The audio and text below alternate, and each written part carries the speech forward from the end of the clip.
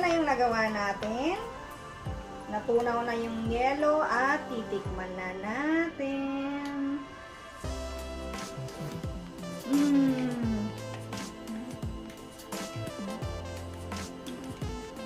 Masarap.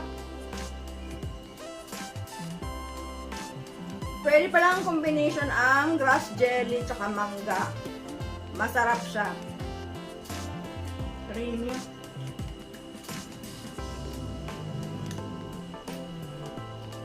Try nyo to mga mamis kung hindi nyo alam kung anong gagawin sa grass jelly nyo. Ganito yung gawin nyo. Masarap siya.